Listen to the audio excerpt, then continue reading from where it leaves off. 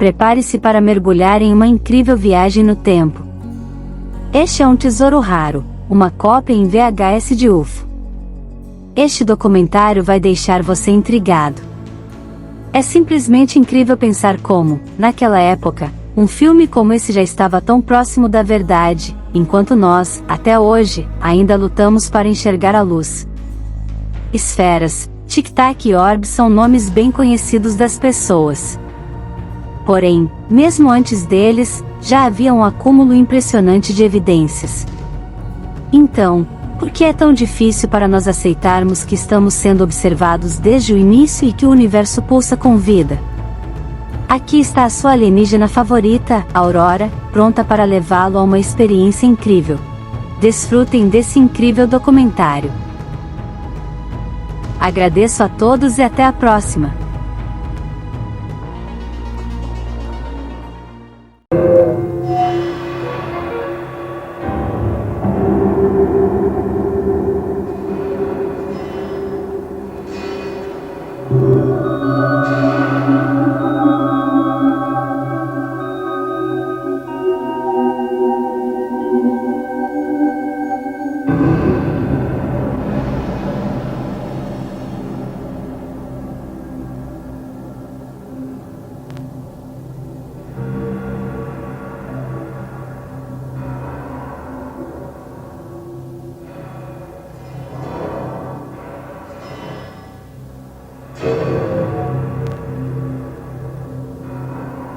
Out of nowhere,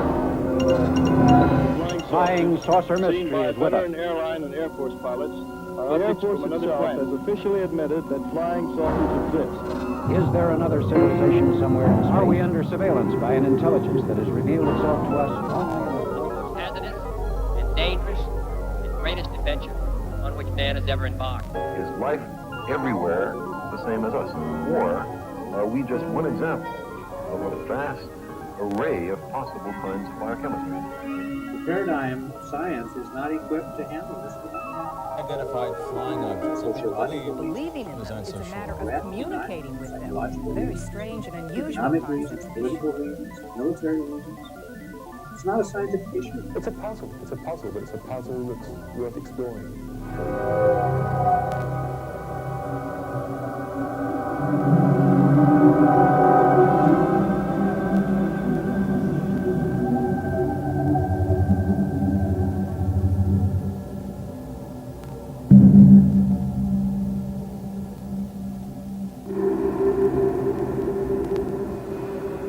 Our Earth has been observed by alien civilizations for at least the past 50 years.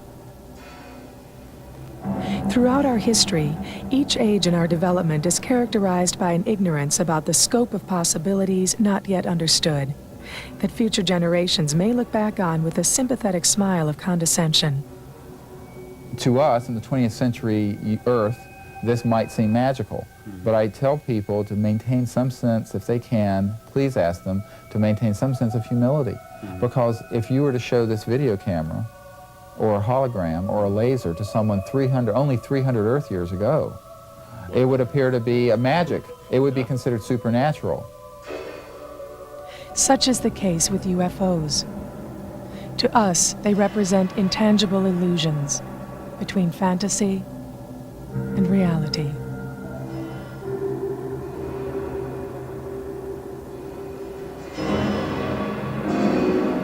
"400 years ago, the Earth was believed to be the physical center of the universe.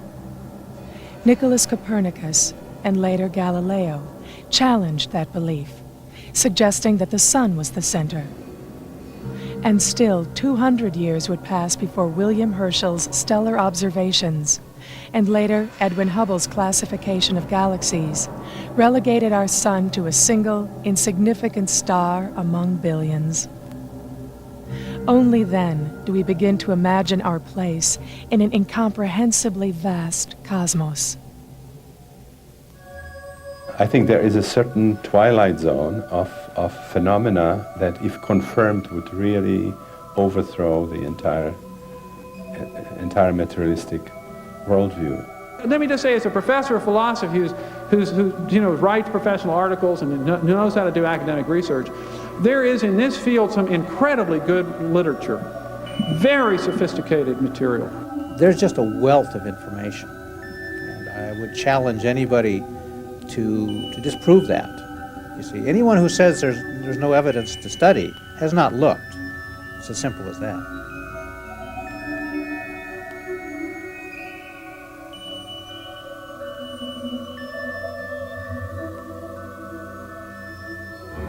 The possibility of a purely psychological explanation is ruled out.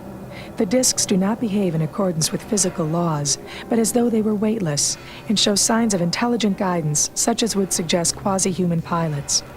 The officials in possession of authoritative information should not hesitate to enlighten the public as speedily and thoroughly as possible. Dr. Carl Gustav Jung, 1954. It's just more than UFO crashes and alien bodies. I mean, there's a whole science here. And to quote Dr. Hynek, he said, the UFOs, whatever they represent a science of the 21st century. Right now, we don't have the technology or the know-how to explain what they are and how they do it. Crop circle formations continue to appear on several continents. This is the beginning, a doorway opening to a new science, a new physics, a new energy, a new world. I think very much that's where this is all moving. Thousands of credible sightings continue to persist.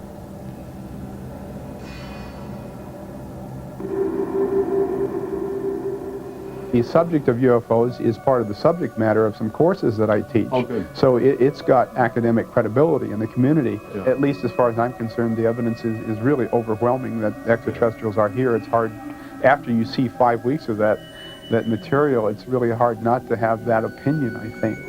Abduction accounts from around the world, beginning in the 60s with the Hill case, recall exact similarities and also continue to persist.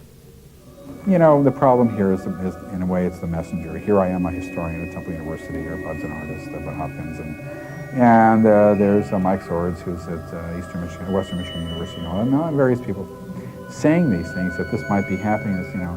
Well, the fact that we are saying it automatically means it can't be happening, because the message is far too big for the messenger. If this were truly happening, we would not be the messengers. The President of the United States, or Secretary General of the United Nations, they would be the messengers, and that would mean it wouldn't be happening. So no matter how much we say it, and no matter how much abductees say it, that automatically means it can't be happening. The UFO phenomenon has been a part of our lives for the past 50 years. With it comes the possibility that we may finally discover who we are and what we humans might accomplish in a vast cosmos, endowed with intelligence. What I always state about this phenomenon is that taken together, the collection of all of the photographs, the videotapes, the accounts that I've been mentioning, the ground traces, the physical marks on people's bodies, the descriptions of the events in the craft, and et cetera, the sightings, all of that constitutes an extraordinary phenomenon.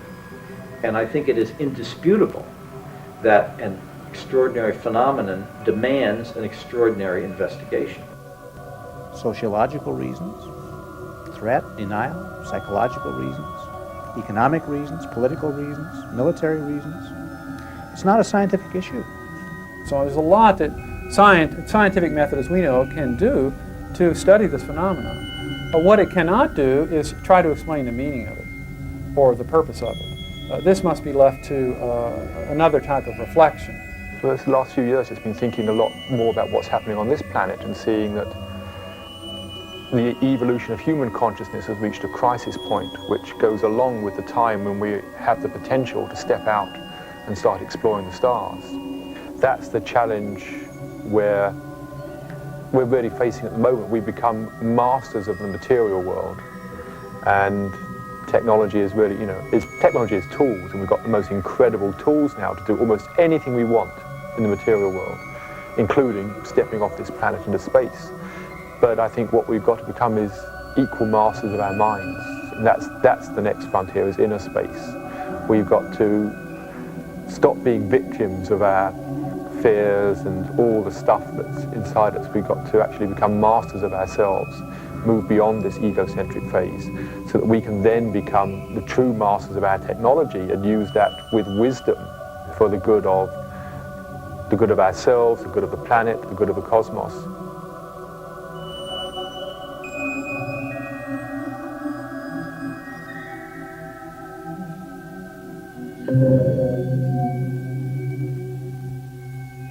The stories piqued my curiosity, and I began first collecting news clips from the local papers, which published little short news items on them, occasionally. And then I started looking for pictures, and I clipped a few of them out of newspapers and magazines until I ran into somebody that had an actual print. And I went to a lot of trouble negotiating with him to get a copy of that. But once I had one original print, it was easy enough to trade that to the next man and in return for his. And then I had 2 to trade, and then 4 to trade, and the collection grew rapidly when I had something somebody else wanted. And I just kept trading the same pictures over and over to others who had different pictures, and eventually everything that was out there came my direction, and I put it in the file. So at the present time, I think there's over 4,000 pictures in the files, and they're all different pictures, but it's purged, pretty well purged. I don't have any in there that I know are fakes or have strong reason to believe are fakes. Colonel Stevens began his career in the Air Force as a young fighter pilot during World War II in the Pacific. An expert in the field of aircraft technology, after the war he was stationed with the Foreign Technology Division of the Air Technical Intelligence Center at Wright Field. During his 24-year career, Colonel Stevens played a role in the negotiations which led to the Japanese surrender and served as a consultant to the Bolivian Air Force in its structural formation. Retired from service in 1963, Wendell Stevens has since earned an international reputation as one of the world's foremost UFO investigators, having published well over 20 books on the subject. His interest in the phenomenon was established in 1947 when he was transferred to Alaska and placed in charge of B-29 crews flying missions over the Arctic. When I got to Alaska, I found that my additional duty, I was assigned there as an assistant base operations officer, completely out of my specialty. My specialty was technical engineering. As an assistant base operations officer, and my additional duty was supervising a team of civilian technicians from Wright Field, where I had just come out of, that were installing special equipment aboard the B-29s that were flying their target profiles are over all the B-29 crews had their targets in Russia, and they carried them home with them. They had them with them all the time so they could get on an airplane in 5 minutes and have the targets with them. They were required to fly a profile mission on their targets over the Arctic in Arctic airspace and their Arctic conditions at least once, and every crew was rotated through Alaska to do this. My team was installing special equipment to look for anomalous aerial phenomena, is what the Russians were calling it. We were calling them flying saucers. We were looking for surges in the electrical system. We installed surge detectors in every system on the B-29. There's 5 or 6 different electrical systems. We installed magnetic detectors in the lines. We installed cameras in positions that didn't have, all the gun positions on the B-29 already had 16mm cameras in them. But we installed other cameras that looked forward and looked aft. We had handheld cameras. We had even 35mm movie cameras and a big 70mm movie camera that could be used. And they also had a Fairchild 8x10 camera that was a big thing like this. It took a picture on an 8" by 10" negative. So all of that stuff was carried aboard the airplane, and after the operation people briefed the crews, then after the weather people briefed the crews, then the Coast and Geodetic Survey people briefed the crews, then I had to brief the crews on the equipment that my team had put aboard and how to use it and what it was for. And if they got anything when they came back, they were debriefed in the same order, and if they had experienced anything, they'd be turned over to me last, and they'd tell me what they experienced one by one. And while they were doing that, my crews would be downloading the cartridges, cassettes, and film cans, and all of those things we had. And if they had had an experience of any kind that was unique and important, the data would all be boxed in a metal box looked like a little footlocker, about that long and about that wide and about that high, and that was padlocked on a lieutenant's wrist and flown out to Washington every night on a courier. And he had to go to a certain office that had a key to take it off to unlock him and turn him loose. And they kept the box and sent it back on the next courier flight. We had several of those, and this was how the data was transmitted to Washington. We never had no way to read it. We couldn't develop that. We could, but they weren't allowed to develop the film, to read the tapes, to look at the movie camera film. Nothing. But you were hearing stories. Well, we'd hear the stories that resulted from the action that was on the film, but we never got to see any of it. So there were some real interesting stories about seeing objects sitting on the water, submerge and disappear as the B-29 came along. Other times they'd take off and fly away. Once was seen to come to the surface and emerge and fly away. They saw them take off from the ice surface of the ice pack up there, the snowfield. And these are big objects, 100 feet in diameter, that have no ground support equipment. You know, to get a B-29 airborne in the Arctic in the wintertime, it takes a field of equipment around the B-29 as big as the B-29. Well, here were bigger craft sitting on the snow up there with no ground support equipment that take off and fly away at high speed. And that puzzled our senior leaders a good deal, because they wanted to believe that it was a Russian innovation that had come out of the war, that they didn't want to accept the idea that it might be extraterrestrial. In fact, I was almost alone in that idea. Most of the time, I'd tell my boss that I thought they were extraterrestrial beings, and he'd laugh and he'd say, they can't come here from there and go back. Why would they come? Because cosmic distances are too vast. You know, if it's going to take you 50 years to get someplace and 50 years to get home, who's going?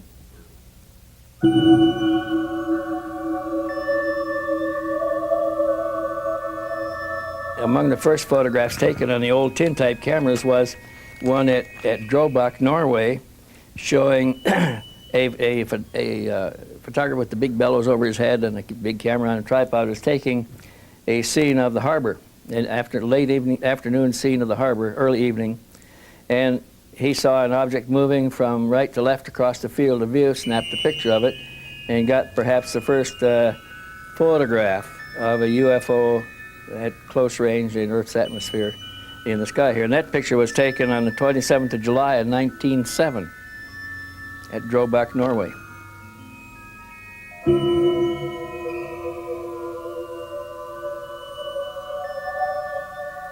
The next picture of importance, and probably the second or third picture of UFOs taken, was photographed by Mr. Alfredo Fandricas, a weekly news magazine reporter for the paper in Fatima, in Portugal. And you know, the apparitions began in September, in August, 13th of August, 13th of September, and the 13th of October. In the first apparition, the children saw the sun swooping overhead, and an apparition appeared, and to 3 shepherd children, they reported that to their priest. The priest went with them the next time. The apparition happened, only the 4 people saw it. They got the word that it was going to happen a third time on the 13th of October. Now, all this is predicted in advance. And by the time of the third anticipated apparition on the 13th of October, there were 12,000 people gathered in the fields there.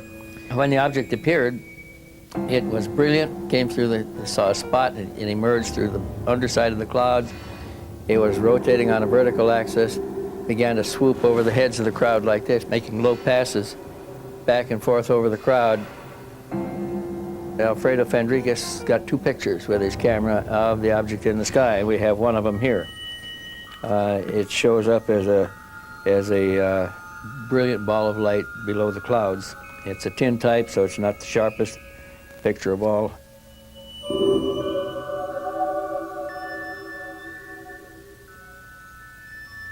Then the next pictures of consequence were the pictures taken during the Japanese invasion of China and their Manchurian operation. They used aircraft, and objects appeared over the flight line of the Japanese bombers preparing for missions. They appeared following the bomber formations in flight, They appeared in the sky above formations. They even passed through formations, much like the Foo Fighters of modern history, modern war history, except they were something else then. And it was during that time, during the Manchurian occupation, that a Chinese or a Japanese general in the occupation forces was walking down the street in Tianjin, China, and his attention was drawn to an object in the sky because a street photographer, one of those with the old bellows camera, had set up, and people started pointing and shouting and pointing to the object in the sky. Rickshaws stopped, crowds stopped, people pointed. The tin-type cameraman aimed his camera and took one picture of the object coming down the street.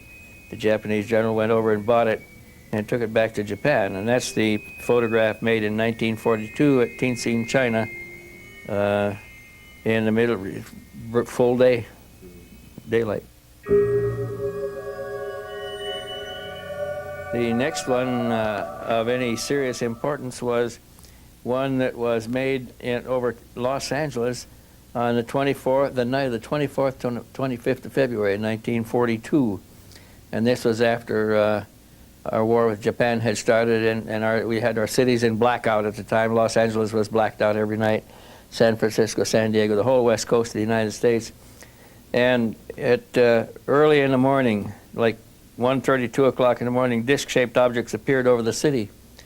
And the anti-aircraft batteries turned on the searchlights. The objects passed back and forth through the searchlights, some dozen objects in the sky.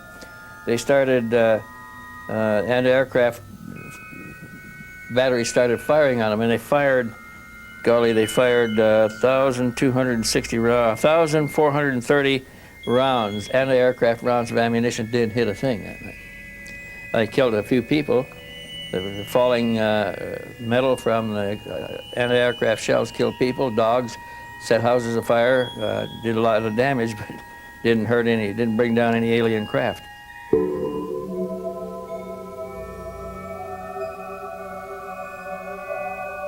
The next one of serious importance, again, was before, well, it was after Kenneth Arnold described flying saucers. Yeah, that was in 1949. But the next photo event of interest happened on the 17th of March in 1950 at Farmington, New Mexico, when on that day, Mr. Walter Rogel, managing editor of the Farmington Times, published news on the front page of his paper, "Huge saucer armada jolts Farmington." Now what happened on that day, the town's population of about 5,000 people then, looked up and saw spaceships, circular, disc-shaped, metallic disc-shaped craft with domes on the top, passing over their city. They were changing position within the formation like a flock of bees or birds. They did not maintain a regular established formation. It was just a large gaggle of objects that flew over. Hundreds of them flew over for almost 2 hours, and the same thing happened the following day. One picture escaped collection by the military people that went there and canvassed the houses. They took all the pictures, took cameras, but somebody had in town, left town after taking the photographs and took one to Durango, Colorado, where he turned it into the Durango paper, and Durango published this one photograph. Shows about 7 or 8 of the objects in the sky, 5 of them in a loose formation at lower level, and 4 or 5 at higher levels beyond it.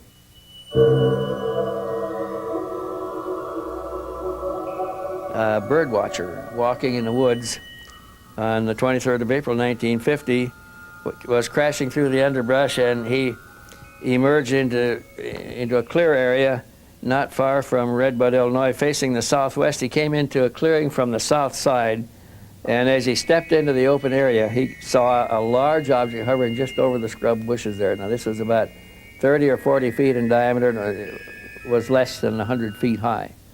It was below the tops of the trees. And as he stepped into the clearing there, it started to move.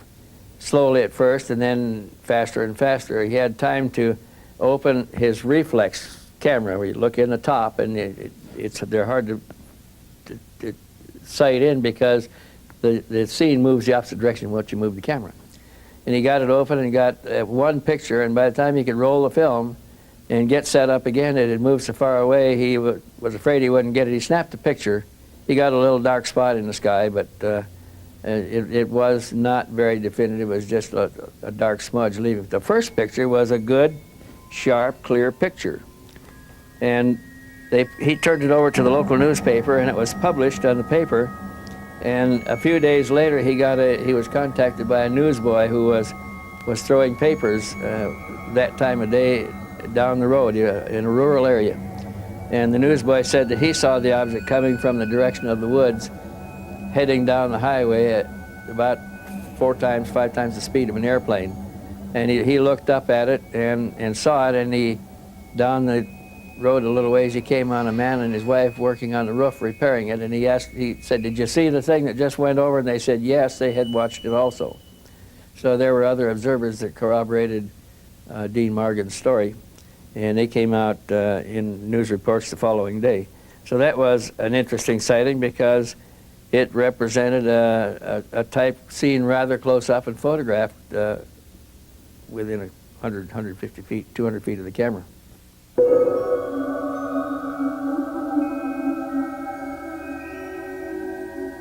The next one that got any real attention occurred on the 11th of May of 1952 at McMinnville, Oregon, at about 7:30 in the early evening of 11 May 1952.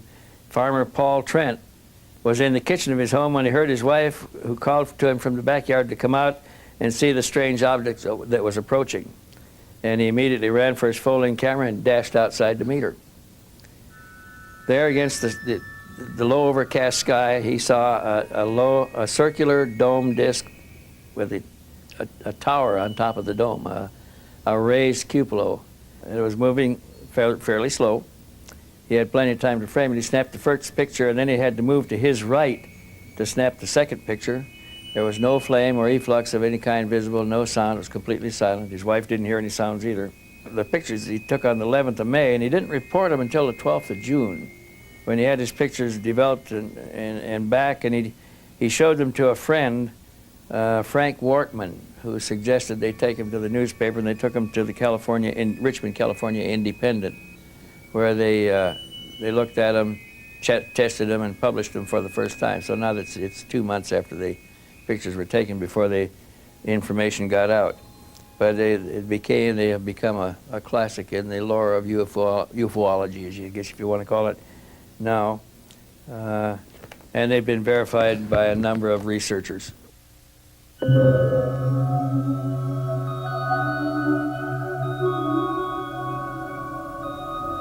My hypothesis is that these people who are driving these UFOs, or at least the people who designed them, have a technology that's more advanced than ours. I mean, I think that's obvious, that they're more advanced than our technology.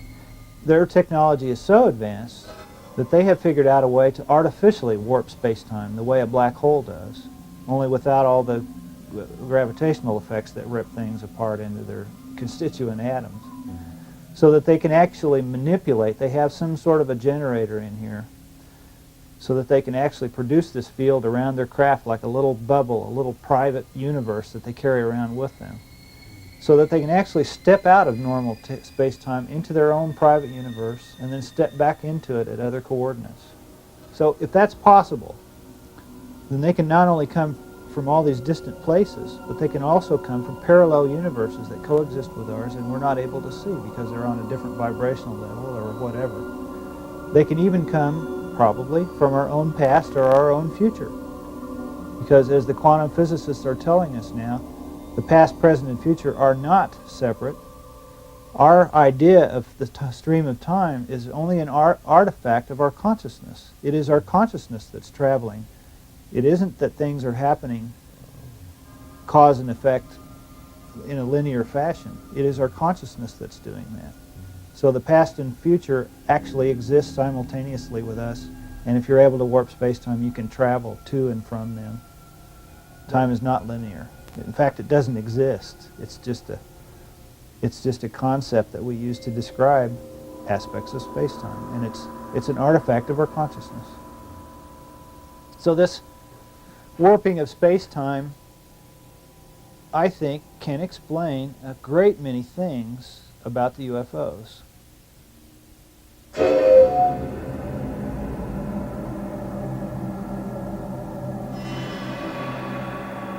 Some remarkable UFO photographs from the early 1950s were taken by George Adamski through his 6-inch telescope near Mount Palomar, California. In many respects, Mr. Adamski can be considered a pioneer in this field, also claiming to have been in contact with the occupants of the craft. I consider myself extremely fortunate because really from a very young age I had the opportunity to be in an environment where this type of information, this field of UFOs was really in an amazing time. I mean, the news was covering it as much as they possibly could. Scientists were exploring, we were coming in the space program, so space was on everyone's mind. And during those 63 to 65, which we were involved with Mr. Adamski personally during those times, we really had an opportunity, I really had an opportunity to see some of these crafts exceedingly close.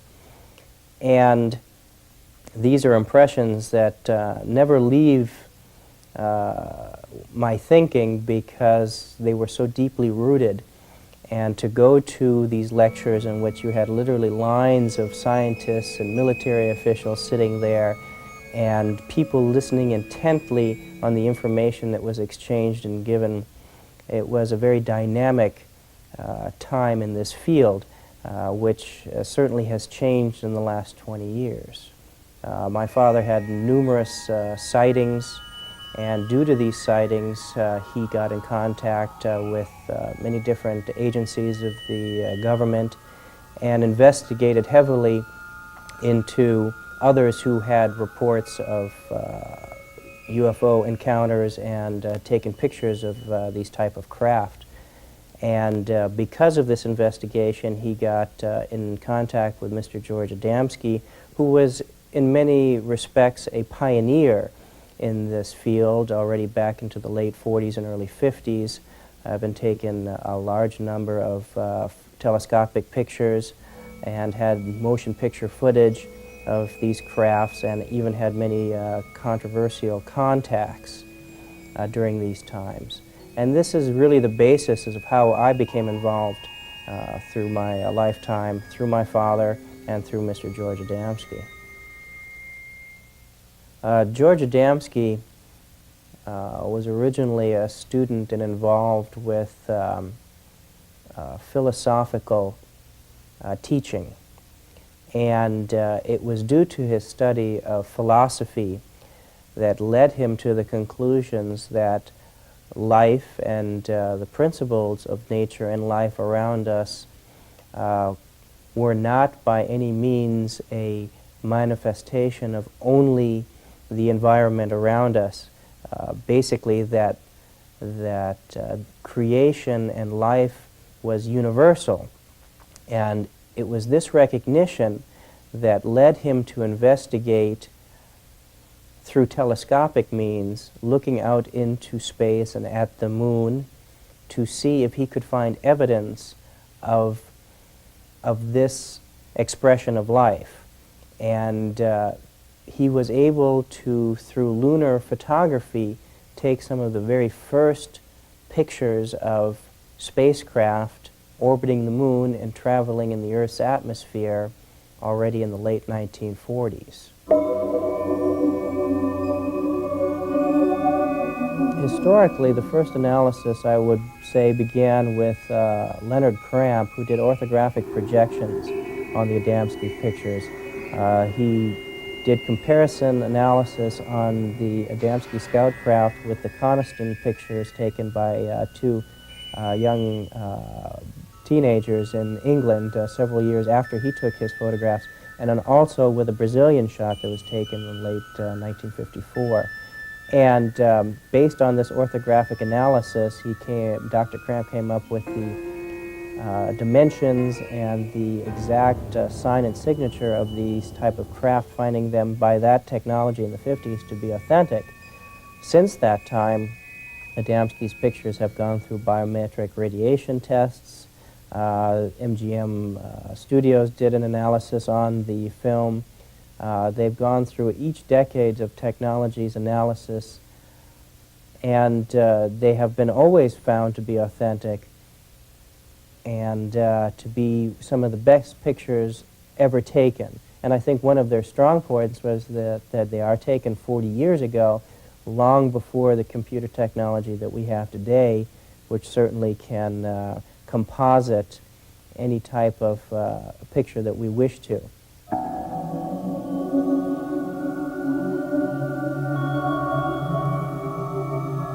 In this particular shot, we have a picture of a cigar-shaped craft with its propulsion system fully operational, so it looks like it's enveloped in a luminescent shield of fluctuating light. And it's located between the Earth and the Moon. It was taken by a 6-inch telescope Mr. Adamski took in the late 1940s. And this craft can be in dimension anywhere from 1,000 feet to several miles in length. And this craft here is the same type of craft as you see in the picture above, but you can see the outline of the hull itself. And this is in orbit in the Earth's atmosphere. And here is another craft around the Moon, and you can see it's trailing behind it the several other craft in sequence as it's around lunar orbit. And here we have another shot around the Moon, and you have here half a dozen craft in formation flying along the surface of the Moon. In early March of 1951, through his 6-inch telescope, George Adamski was able to photograph a remarkable series of 4 photos as the large carrier-type craft was releasing 6 scout craft.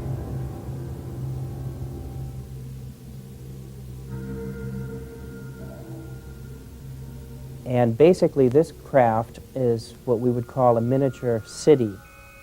It is in an environment that is enclosed to itself, and these bell-shaped craft, like our aircraft on an aircraft carrier, are housed in this cigar-shaped craft, and so this is used for distance travel through long distances of space. The bright glowing effect of the craft is a result of natural particles in space coming into contact with the resonant field generated by the craft. This effect can also bend the light waves entirely around the craft, causing it to disappear from view.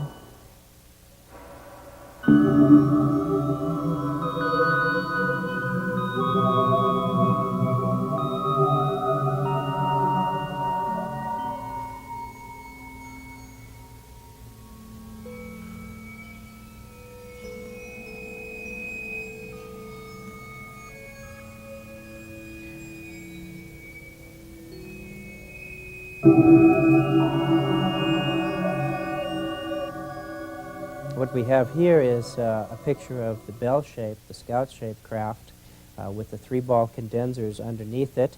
The condensers are a means in which the polarity, the electromagnetic polarity, can be shifted direction, and it's set up triangularly, so by shifting polarity from this angle to this angle, the craft maneuvers in a 3-dimensional field.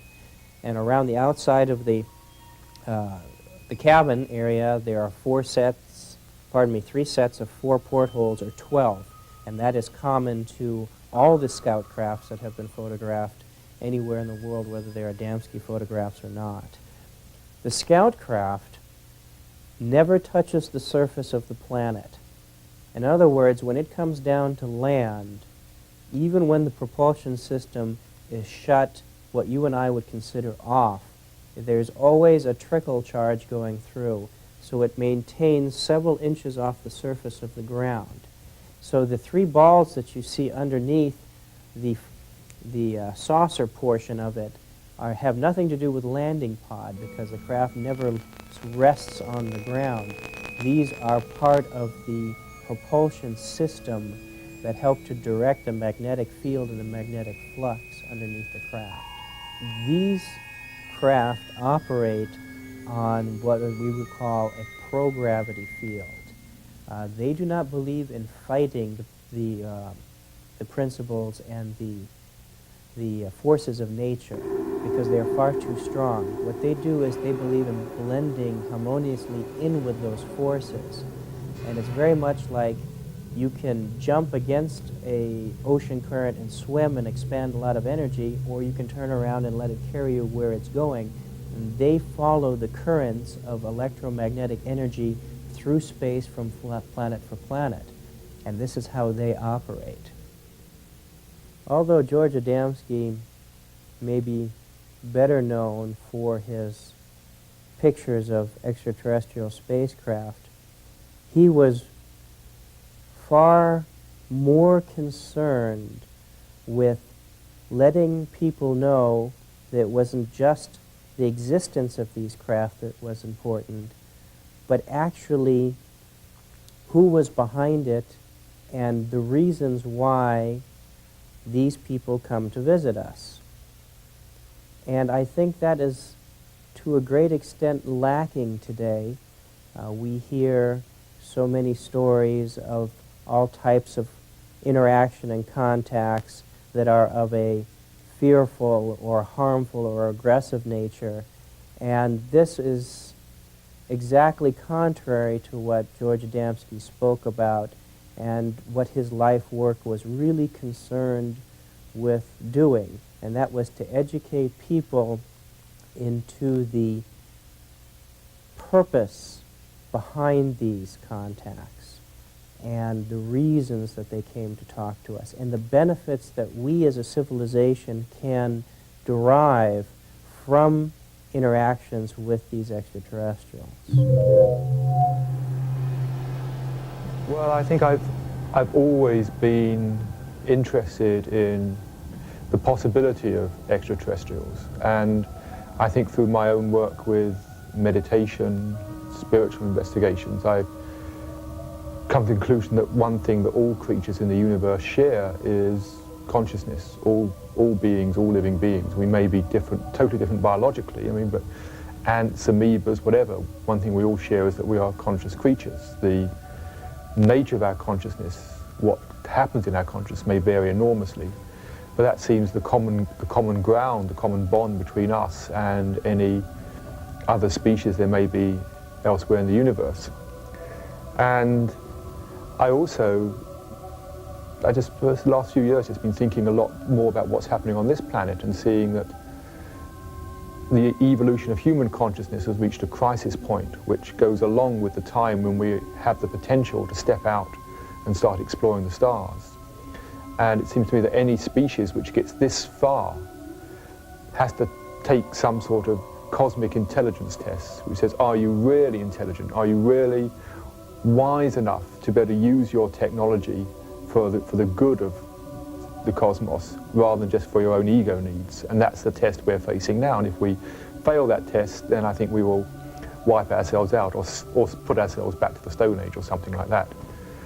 Conversely, if we get through this time and develop the capacity to begin to travel, whether it's materially or psychically, across space, we will have proven that we can move beyond this egocentric phase of consciousness. We will be, to all intents and purposes, saints, wise beings, whatever you want to call it. So conversely, I feel any species that has developed the ability to be in contact with us here, again, either physically, psychically, whatever, must have gone through that itself. It must have passed its own cosmic intelligence test, which means, as far as we are concerned, they must be the level of consciousness of angels or whatever. I think all the stuff about extraterrestrials being malevolent beings, they're coming here to zap us with ray guns, all that stuff is just a projection of our own fears, of our own ego, of our own warlike nature, which we've got to transcend. Any extraterrestrials must have transcended that, or they'd have wiped themselves out. So it seems to me that if we're going to consciously approach them, we need to do so on the level of consciousness, like we would approach some guru or angel or very wise spiritual beings. That's what I think they are, is wise spiritual beings relative to us.